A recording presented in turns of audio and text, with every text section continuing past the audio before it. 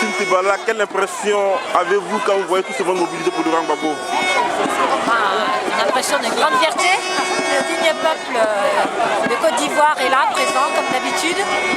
Nous devons continuer d'être la voix des sans-voix, les pieds, les mains, les yeux, les oreilles de tous ceux qui, au pays, se battent également pour qu'on respecte leur droit à disposer d'eux-mêmes, mais qui en sont empêchés tous les jours, au quotidien. Comme on le sait, il n'y a plus de liberté de la presse, il y a des disparitions inquiétantes tous les jours, des actes de torture. Donc on est ici devant une juridiction très politique, la Cour pénale internationale. On a eu la chance avec quelques-uns d'arriver un peu tôt ce matin et d'espérer pouvoir accéder à l'audience de cet après-midi via l'audience du matin qui concerne Jean-Pierre Bemba.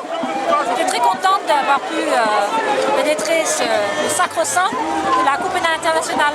La première chose qui frappe d'abord, c'est qu'il y a tous les États partis qui ont ratifié le traité de Rome, valant reconnaissance de la compétence de la CPI. On pouvait toujours chercher dans cette liste, la République de Côte d'Ivoire ne l'a pas ratifiée. Déjà, ça donne un peu le ton. La Cour pénale internationale porte mal son nom, comme d'autres l'ont déjà dit. Je pense que c'est une juridiction avant tout politique. Elle est là pour continuer. C'est le bras juridique, si on veut, le bras judiciaire de l'Occident pour essayer de garder la mainmise sur les richesses du sol, du sous-sol, des différents continents convoités. Voilà. Mais il n'y a des richesses que d'hommes et de femmes, et aujourd'hui nous en sommes la preuve. Selon vous, alors, la Cour pénale internationale est un instrument de l'impérialisme occidental? Bien sûr, là, il suffit de regarder. Elle est plutôt une cour de politique internationale qu'une cour de justice, c'est ça? Oui, tout à fait. Là, vous voyez, il ne faut pas grand-chose pour s'en convaincre.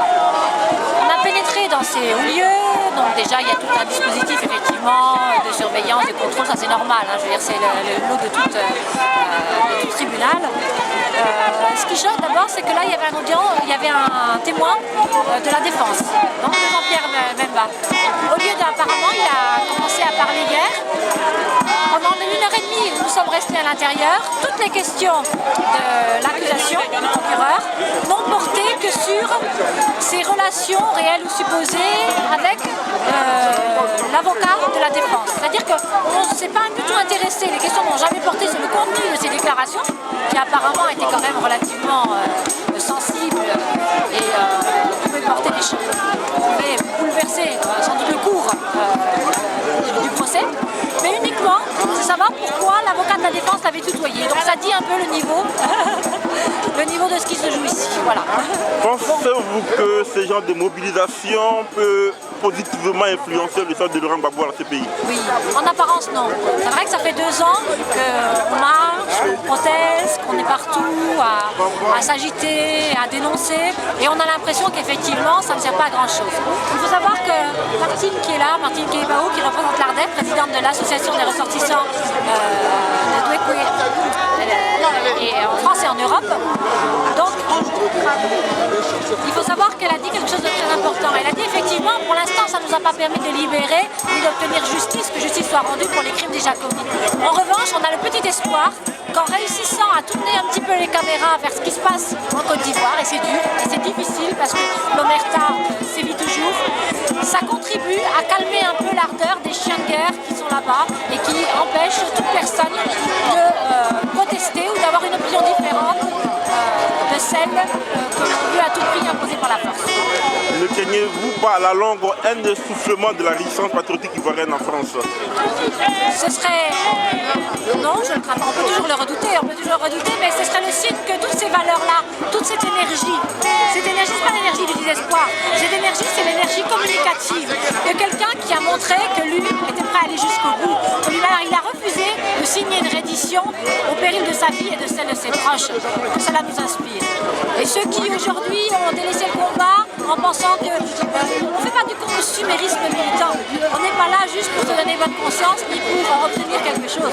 Ou alors, effectivement, ça peut s'essouffler, mais je pense qu'on fait le tri entre ceux qui sont réellement motivés par des valeurs de souveraineté et d'égale dignité. Voilà. Donc à la longue, oui, c'est pas le nombre qui est important. Là, nous sommes nombreux, c'est un jour de semaine. Certains pourront penser qu'on aurait pu être plus, mais oui, on pourrait sans doute être plus. Ce que je constate surtout, c'est qu'on leur fait très peur. Ici, les gens agressifs, c'est pas nous. Ce sont les policiers là qui sont en train de redoubler, de multiplier les barrières, car ils craignent des débordements. Avons-nous jamais, dans aucune manifestation, recouru à la violence? Qu'est-ce qui vous a poussé particulièrement, en tant qu'une Française bon teint, à épouser le combat du président Laurent Gbagbo? Bon, pour moi déjà, le combat de Laurent Gbagbo n'appartient plus au peuple ivoirien. Pour moi, Laurent Gbagbo est le symbole de la lutte d'un peuple, celui de Côte d'Ivoire, mais qui ressemble fort à celui que j'ai pu mener aux côtés de mes amis burkinabés à l'époque. J'ai vécu avec des sankaristes qui se battaient aussi contre l'arbitraire et contre l'impérialisme occidental à travers son bras armé qui est toujours en place, Blaise Compaoré. J'ai milité contre Sassou Nguesso à l'époque aussi, quand il avait été notamment nommé président d'honneur d'une conférence sur le développement durable, ni plus ni moins, en 2007 au Palais du Luxembourg. Ce sont toujours les mêmes techniques, que l'on soit noir ou l'on soit blanc. Quand on décide de s'élever contre l'impérialisme occidental, on vous fait systématiquement passer pour des terroristes, des gens dangereux qu'il faut à tout prix empêcher de parler. Donc voilà, là ce que je constate, c'est que c'est la première fois que je vois un mouvement dans le temps et dans l'intensité qui arrive effectivement à obtenir que petit à petit, nous qu'on faisait passer pour des dangereux activistes qui soutenions un dictateur, nous sommes en train de susciter une certaine sympathie dans l'opinion publique qui va obliger les instances décisionnaires à changer un peu leur attitude. Car il ne faut pas compter. Voilà, par exemple, j'en veux pour exemple qu'Amnesty International, qui depuis 2 ans maintenant pratiquement a mis un couvercle, ne parle plus de ce qui se passe en Côte d'Ivoire. Depuis qu'on a installé par la force Alassane Dramane Ouattara, des bombes, il faut quand même se rappeler que la résolution, on déguise des guerres économiques en guerre humanitaire, d'accord, via des résolutions. Alors on a la 1975 pour la Côte d'Ivoire, on a eu la 1973 pour la Libye, et je ne sais pas laquelle on va trouver pour la Syrie ou pour le Nord Mali. Il faut savoir que l'Amnesty International n'est pas en train de s'intéresser de nouveau à la Côte d'Ivoire parce qu'elle découvre ce qui s'y passe. Elle le sait, tout le monde sait ce qui se passe en Côte d'Ivoire.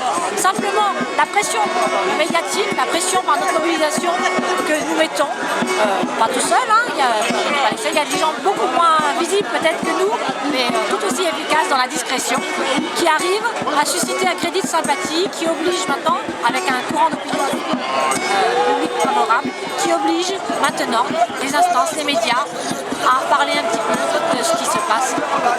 Pensez-vous que ce combat a des chances d'aboutir un jour? Ce combat pour la liberté, la démocratie et la justice? Bien sûr, peut-être qu'on ne sera pas là, qu'on soit là ou qu'on ne soit pas là pour le voir. Il y a une chose qui est sûre, c'est en tout cas personnellement, moi quand je regarde là, j'ai envie d'être un peu très fière de ce que j'y vois et j'ai envie de pouvoir répondre à mes enfants quand ils me demanderont maman, qu'est-ce que tu as fait pour le pays de mon papy et de mon mamie d'Afrique. Voilà, j'ai envie de pouvoir leur dire qu'on ait réussi ou pas. En tout cas, pour moi, les dignes peuples d'Afrique du Sud sont en marche, ils se sont levés. Voilà. Ça ne veut pas dire qu'ils n'avaient pas déjà essayé avant, mais c'est un combat tous les instants. Je pense que la démocratie n'est jamais acquise. Il ne faut pas croire qu'on a une démocratie. La démocratie que nous avons à l'occidental, c'est un semblant de démocratie.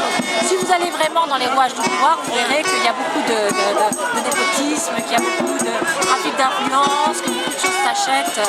Voilà. Dès qu'on veut atteindre vraiment les rouages, les fondements du pouvoir, donc voilà, la démocratie n'est jamais acquise. C'est un combat, c'est un idéal. Quand on se rapproche, voilà. Merci. Bon, j'ai pas été